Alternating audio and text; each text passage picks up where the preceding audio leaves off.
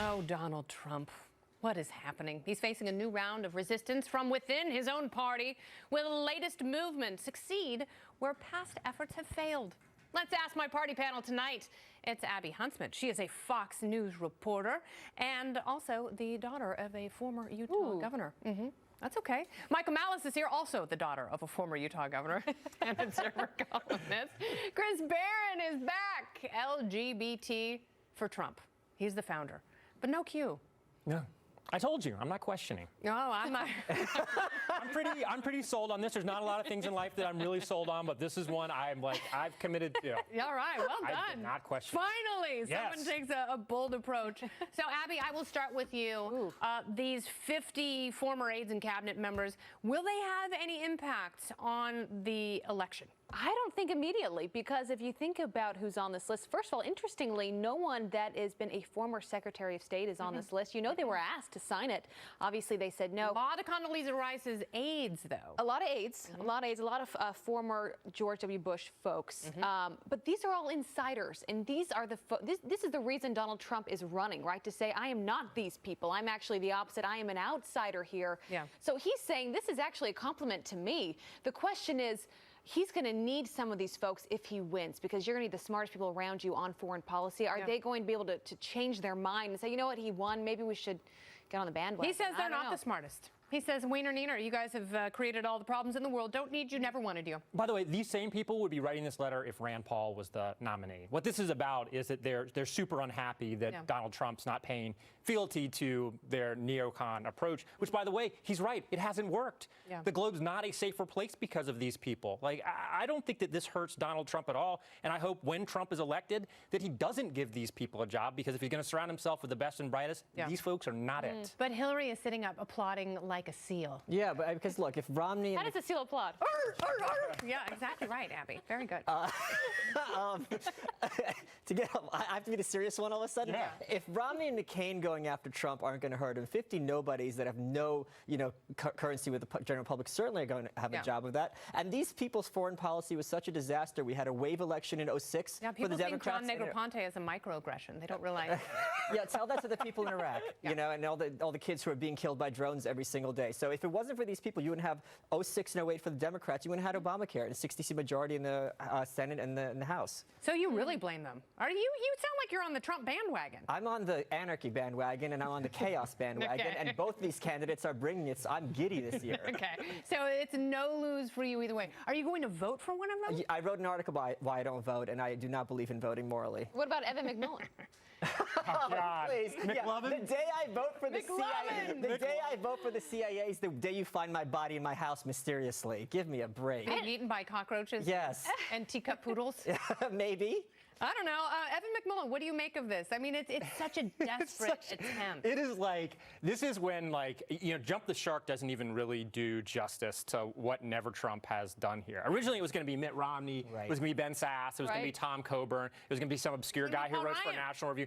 And we get trotted out the guy who no one's ever heard of, who used to be a congressional staffer. Look, are you running for president? Though, I mean, if your name doesn't appear on the ballot, are you actually running for president? Well, I didn't know he was Mormon either, by the way. We could be related. Well, for all I know. This is how disgusting these people are. They always say the base should fall in line and go for the moderate candidate, and they never return the favor. And they could have voted for moderate Republicans, Garrett Johnson, William Weld, and they're giving the finger and they're bringing forth the fifth candidate. They're traitors, and they have no loyalty to conservatives. It's all about the neocons.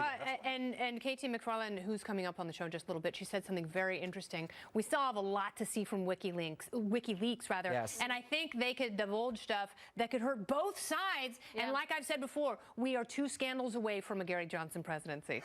Last month, Donald Trump protested the presidential debate schedule, pointing out that 2 of the 3 debates are on the same nights as NFL games. Darn you, fool! Last night, Hillary Clinton said that she will indeed be at the debates and challenged Trump to join her.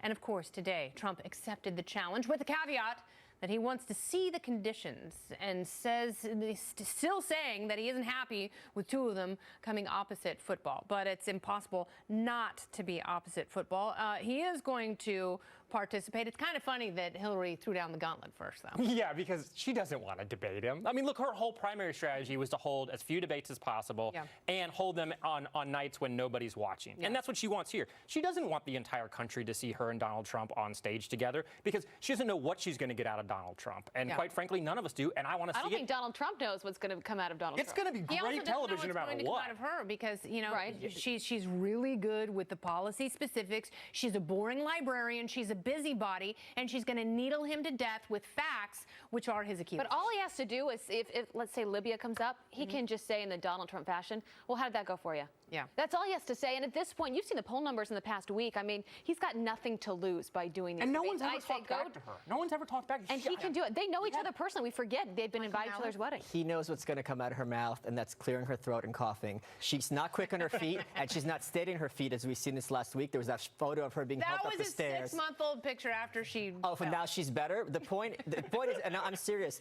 that moment... Oh, boo-hoo. This is why the Republicans lose, because they don't want to be mean to a woman who's happy killing people overseas because they cross her. Are you kidding me? Bo, let's not be mean. The Republicans are going to be the not mean party? Since when? When she trips on the stairs, say she's got mental problems? No, she's had a stroke. And she had a blood clot in her brain by her own admission. I'm just saying this race has become so personal. I think there are a lot of voters that are over the personal. They want to hear policy. And yesterday it was kind of refreshing. That's a lie. Trump's the nominee because they care about personalities. Well, he can divulge his tax returns and she can divulge all of her medical records. Exactly. Isn't that fair? No, we can just watch her and figure out whether or not we think she's fit to be commander.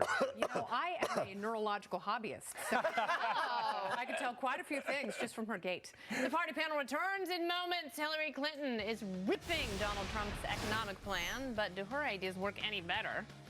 And a little later, the parents of 2 Benghazi victims say Clinton's reckless handling of her private server directly led to the deaths of their sons, and they are looking for answers in court. Stay here.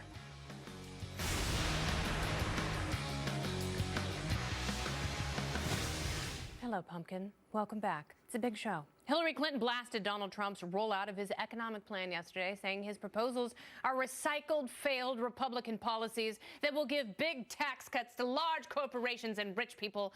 Hillary is scheduled to give an economic speech of her own on Thursday, monkey see, monkey do, where she's going to tout job creation. The problem is that her efforts in that department fell flat in New York, when she was senator there. My party panel is back. It's Abby Huntsman, Michael Malice, and Chris Barron. Look at that pose. The trifecta post. All right, so 200,000 jobs. That's what she promised for upstate New York when she ran for Senate in 2000. Yet by the end of her term, there was a 24% dip in manufacturing jobs alone. Yeah, and those jobs aren't coming back. It's certainly not under her policies and her NAFTA policies. And what's very curious is this woman has written 2 autobiographies, and the first one ends with her career as First Lady. The second one's about Secretary of State. And her Senate career is just fallen down the memory hole. And she never really talks about it. There's all this air of accomplishments, but when you ask her what they are, it's like, well, that's in the past and we don't want to talk about it. So it's all this reputational stuff, but she can't point to a single thing she's done besides screw up healthcare so badly that the Republicans took over Congress in '94. No, that's a really good point. She does gloss over her Senate campaign. Yeah. When people say that she's the most qualified person to ever run for the presidency, it's like, qualified how? Yeah. What has she done? That's something that no one has a satisfactory answer to, and there are plenty of other people who've run and won, or not run at all, who are more qualified than her. Well, that's one of the benefits that Donald Trump has, is that he has not been a politician. He has not served before. So he doesn't have anything to really speak of. He can say, you know, you got to trust what I'm saying here. Problem with Hillary Clinton is no matter what she says, it keeps going back to either Benghazi or this email controversy. She wants to get away from it so badly. But even you're reading, coming up on the show, we're back talking about Benghazi again. So she can roll out this economy message, and that's not what people are talking about. No, it's also interesting because she keeps trying to tie Donald Trump to Russia when her relationships with Russia are so curious, and it's a very, very strange way of deflecting. It wasn't good news for Hillary last night either. The father of the Orlando nightclub killer, Omar Mateen, that filthy terrorist, the dad was spotted in the audience right behind Hillary Clinton at her rally in Orlando Monday night. Sadiq Mateen claims that he was invited, but a Clinton campaign official said they were not aware that he was in the crowd. What kind of oversight is this? I mean, that is just utterly bizarre. We know that this guy is a total attention freak. He's got to screw loose. He's a weirdo. Who knows what he knew about his son's involvement in the shooting before he killed all those people in Orlando? I'm going to try not to have an aneurysm on TV while I talk about this because it infuriates me so much, the double standard that the mainstream press has used in this. They attacked Trump for an entire week over not strongly disavowing David Duke's endorsement enough. Yeah. His father was there, standing behind her on stage. He's an admitted Taliban supporter. And you don't get those spots by accident. No. I mean, you are within striking distance of a former Secretary of State, a presidential candidate. I think he even put his hat on at one point when she started talking about the Orlando shooting, probably afraid that he was going to be recognized. Kudos to whoever found him in that crowd. Well, and he is like, people were like, oh, well, it's just his son. No, this guy is an out-and-out Taliban supporter. Yeah. He hates gay people. And by the way, Hillary Clinton's campaign this morning did not disavow his support. Yeah. They came out and said, well, we didn't know he was there. She's busy and by the way, taking too much CNN should money, have tens of millions of dollars from countries that kill gay people. Actively kill gay people. Last word, Michael Malice. The Democrats have been using guilt by association since the 1930s when FDR attacked the Liberty League for being funded by millionaires. And finally, it's time for the Republicans not to be nice and use the same tactic against them. And now it's working. All right, well, we'll see if it's working. We'll see if it gets any traction in those polls as chaos abounds, just as you wish, Michael Malice. I think you've got a voodoo doll in this election, and it's working beautifully. All right, the party panel returns a little later. There's no shortage of people who question Donald Trump's sanity, but one former congressman says calling him crazy is an insult to people with real mental health issues. Good Lord. But first, the parents of 2 Benghazi victims suing Hillary Clinton for their wrongful deaths. KT McFarland is here to weigh in. Stay with me.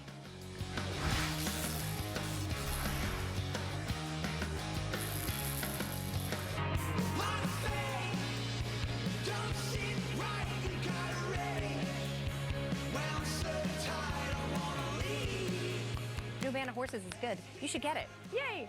Welcome back. Donald Trump's candidacy has inspired quite a bit of name-calling this election season, much of it coming from the Donald himself. But former Rhode Island Democratic Congressman Patrick Kennedy, son of the late Ted Kennedy, takes issue with the word crazy. He says that such a label is very harmful to those with real psychological issues. In an op-ed for the Washington Post, Kennedy writes, "We ought to stop casually throwing around the term like crazy in this campaign. With all the damaging rhetoric floating around, it's no wonder that people remain silent and the suffering continues."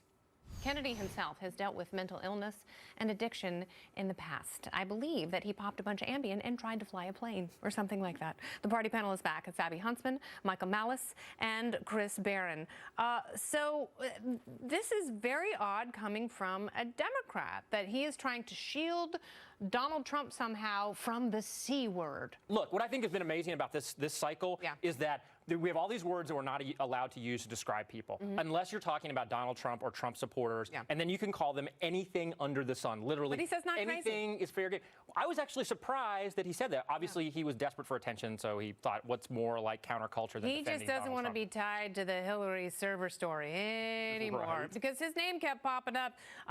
Is there any effect on the mentally ill when people constantly call Donald Trump crazy? I was just thinking about this. When we use that term, I don't think we're thinking about mentally ill. I think we're just oftentimes talking about people that we just disagree with or think that they aren't necessarily, as smart or whatever it is. I think people truly think that he's unhinged and he's got mental problems. Yeah. I think when people say Donald Trump is crazy, they're not saying like Bill Bellamy used to say, "Girl, you crazy." Well, Donald Trump said the same thing about I was kind of fun and liked to party and I was a great dancer.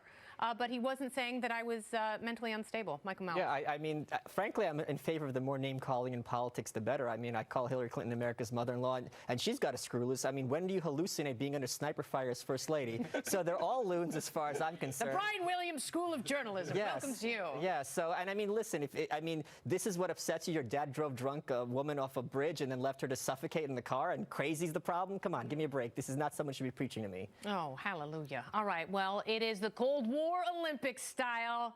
I love it. Last night, American swimmer Lily King defeated Russian Yulia Yevimova to capture gold in the 100-meter breaststroke. Look at that celebration. Yulia was initially banned from Rio in that big Russian drugging scandal, but was reinstated just before the games. Oh, it hurts, don't it? King has been vocal about her distaste for her rivals' doping habits, and in another display of American greatness, Look at this. Perfection. Steele Johnson and David Boudia taking home Olympic silver in synchronized diving. They were handily defeated by China, but can anyone on the Chinese team top a name like Steele Johnson? It is so much fun to hate the Russians, isn't it? It's really so easy, too. So easy. Those bodies, though, can we just talk about that for a second? This is my what gosh. we eat and grow stronger from, your hatred. So bring it to us. We eat it like creamed corn. yum. Yes, and it keeps us looking young and fashionable. Is that why you have to dope? It's a choice, and as a libertarian, you accept my right to put whatever I want into my body. That's fine. Speaking of Steele Johnson, what a name. What a performance last Is there night. anything gayer than synchronized diving? I mean, honestly, Yes, it is like. the name Steele Johnson. But that may be the only thing gayer about it. Is it the guy who is doing so? Now, we have to qualify this. You are a gay man. And I a gay am. So, Republican. yes, so I could say that. That's absolutely right. But even if I wasn't, it's still the super gayest thing I've ever seen. I love it so much. I paused the TV box last night, and I said to myself, is his name really Steele Johnson? Well done. And it was a masterful display. I mean, doesn't it stir up this pride in country? You're an American citizen. I hate the Olympics because I'm not interested in amateurs in any context. So I don't watch it. I want the good TV to come back. Yeah, I really am not interested. Yeah, you like your divers to be pros, and you like your heroes who weren't captured. Abby? It makes me want to be really good at something. You know, I watch this and I'm like, I'm so inspired. I wish I could do that. Synchronized diving, even, I mean, that was perfection. Yeah. That really was. That cannot be easy. You want to try it? No, I don't. Then you're not really gay. I know. This will be like reason number 1,000. I'm losing my gay it's the card. cue. No, look, it's gay for pay. This is all just a big show. Well, all right. Thank you so much, you guys. Chris, Michael, and Abby. Great to have you all. Thanks. Indeed.